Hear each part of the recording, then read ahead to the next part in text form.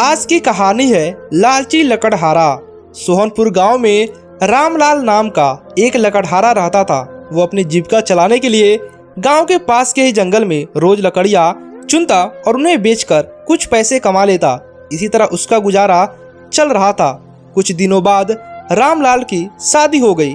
उसकी पत्नी बड़ी खर्चीली थी, इसलिए अब उतनी लकड़ियां बेचकर घर चलाना मुश्किल हो गया था। ऊपर से रामलाल की पत्नी भी कभी नए नए कपड़े खरीदने की तो कभी नई नई चीज़ों खरीदने की बार बार पैसे मांगती थी। पैसे न मिलने पर वो रूठ जाती थी। रामलाल अपनी पत्नी से बहुत प्यार करता था, इसलिए उसकी नाराज़गी वह बर्दाश्त नहीं कर पाता। रामलाल ने ठान लिया कि वो अब ज़्यादा लकड़ियाँ इकट्ठा कर कर बेचेगा ताकि उसकी पत्नी को रोज रोज पैसे की कमी ना हो सके। पत्नी की इच्छा पूरी करने के लिए आज रामलाल घने जंगल तक चला गया और बहुत सारी लकड़ियाँ चुनकर बाजार में बेच दी। ज़्यादा लकड़ियों से ज़्यादा पैसे मिले तो खुश होकर रामलाल ने सारे पैसे अपनी पत्नी को दे दिए। अब रोज रामलाल ऐसा ही करने लगा। देखते ही देखते उसके मन में लालच इतना बढ़ गया कि वह धीरे धीरे पेड़ काटना भी शुरू कर दिया।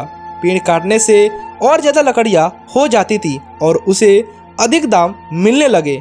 लकड़हारा हर हफ्ते एक पेड़ काटता और लकड़ियाँ बेचकर मिलने वाले पैसे से अपने पत्नी के शौक पूरे करता। अब पैसे ज़्यादा आ रहे थे तो घर भी अच्छे से चल रहा था। धीरे धीरे रामलाल ने पैसे को जुए में लगाना शुरू कर दिया। जुआ खेलने की लत ऐसी लगी कि रामलाल एक मोटी रकम इसमें हार गया। अब इस रकम को चुकाने के लिए रामलाल ने एक दो मोटे पेड़ काटने का फैसला लिया। जैसे ही रामलाल ने जंगल में जाकर अपनी कुल्हाड़ी को एक बड़े से पेड़ पर चलाने की कोशिश की तो उस पर पेड़ की टहनी ने हमला कर दिया। रामलाल चौंक गया। फिर उसे पेड़ की एक टहनी ने लपेट लिया। रामलाल कुछ समझ नहीं पा रहा था कि ये सब क्या हो रहा है। तभी पेड़ ने आवाज आई, मूर्ख, तू अपने लालच के चक्कर में मुझे काट रहा है। तू सारे पैसे जुए में लुटा देता है और फिर पैसे लौटाने के लिए पेड़ काटता है। मुझे पता है कि पेड़ कितने कीमती होते हैं। हमारे अंदर भी जान बसती है और हम तुम इंसानों को जीने के लिए हवा, धूप में छाया और भूख को शांत करने के लिए फल देते हैं, लेकिन तुम अपने स्वार्थ के लिए हमें काट रहे हो। पेड़ ने कहा, आज तू रुक, यही कुल्हाड़ी से अब मैं तेरे ऊपर चलाऊंगी। पेड़ की टहनी कुल्हाड़ी से रामलाल पर वार करने वाली ही थी कि वह गिड़गिड़ाने लगा।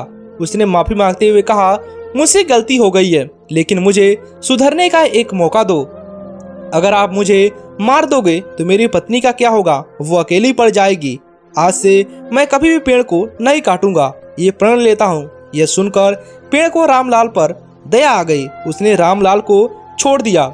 छूटते ही रामलाल भागकर अपने घर गया और पैसे के लालच न करने का संकल्प लिया। दोस्तों, इस कहानी से हमें ये सीख मिलती है, लालच में आकर पर्यावरण के साथ खिलवाड़ नहीं करना चाहिए। हमें ऑक्सीजन पेड़ से ही मिलता है। इन्हें काट कर हम खुद के जीवन को संकट में डाल रहे हैं। बाकी आपको ये कहानी कैसी लगी हमें नीचे कमेंट कर बताइएगा।